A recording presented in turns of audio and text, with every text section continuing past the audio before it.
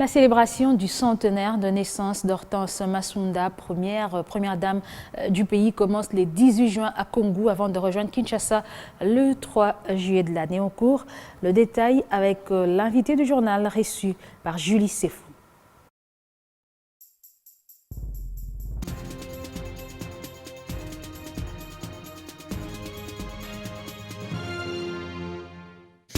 La commémoration du centenaire de naissance de la première dame de la République démocratique du Congo se déroulera en 2 temps, 2 lieux, Kangou, qu'il avait vu naître, et évidemment Kinshasa, le siège des institutions. Les dates sont connues, en juin, tout de suite là, le 18 juin, et puis à Kinshasa, le 3 juillet. Pour parler de programmes et leur contenu, nous recevons la présidente, la fondatrice, l'initiatrice de la fondation Hortense Kiatazabou. Bienvenue à vous. Merci beaucoup, madame. Vous êtes déjà prêt pour Kangou, pour l'acte 1? Tout à fait, nous sommes déjà prêts, donc c'est dans quelques heures que ça va se passer. Et ce que je voulais dire, c'est que nous avons pensé, comme je l'ai dit la dernière fois, descendre à Kangou parce que c'était le berceau de leur histoire. À elle, maman Hortense, et son mari, son illustre mari, le président Joseph Kasavubu. Et donc, ne sachant pas accueillir tous les sympathisants ou faire voyager tout le monde qui voudrait bien nous soutenir dans notre démarche, nous avons pensé organiser le même événement, si je peux dire, au niveau de Kinshasa pour pouvoir accueillir le plus de monde possible. Donc, le premier événement se passe dans quelques heures, comme je le disais, à Kangou, et nous reviendrons pour le 3 juillet à Fatima à 17 h le 3 juillet. Alors il y a des actions concrètes, il y a une maternité où elle était née, n'est-ce pas? Il y a une école aussi où elle a étudié, parce que c'est une grande mission catholique, vous ne cessez de le dire, mais finalement nous sommes dans un milieu rural. Qu'est-ce que vous faites pour marquer ce centenaire? Ben justement, il y a une coïncidence, c'est que ma grand-mère donc aurait totalisé 100 ans d'âge au mois de juillet de cette année. Elle est née à Kangou, encore une fois, nous le répétons, mais l'hôpital même de Kangou fête aussi son centenaire cette année. Donc elle fait partie des premiers bébés. Et vous avez pensé à réhabiliter, sinon à voir comment équiper, dans la mesure de vos moyens, ces différentes infrastructures pour marquer ce temps aussi. Les infrastructures sont bien là, elles sont bien présentes, malheureusement dans un état de délabrement assez avancé, mais n'empêche, les bâtiments sont là, le personnel est là. Bien compétents d'ailleurs, mais il y a un manque d'équipement.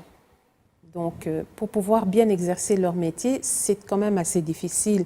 Et donc, c'est dans ce cadre-là que la fondation HK, j'ai fait construire un forage qui est déjà fonctionnel, mais qui sera inauguré officiellement le 18 juin. Ensuite, j'ai pensé aussi faire réfectionner le pavillon de la maternité.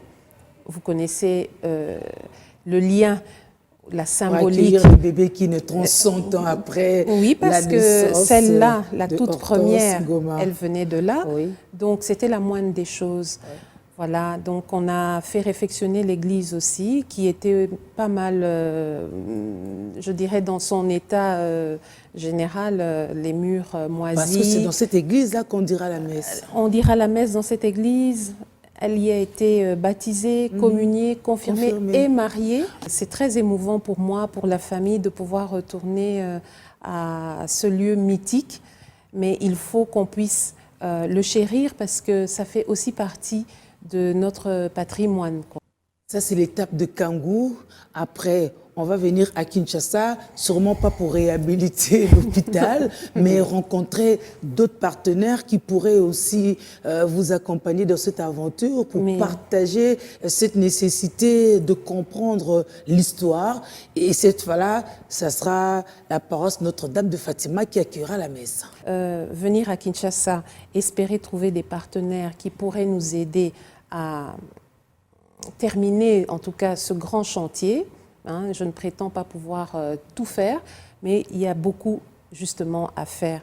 La raison d'être de ma fondation, c'est vouloir faire perpétuer le nom de ma grand-mère, comme je disais, qui reste une dame méconnue.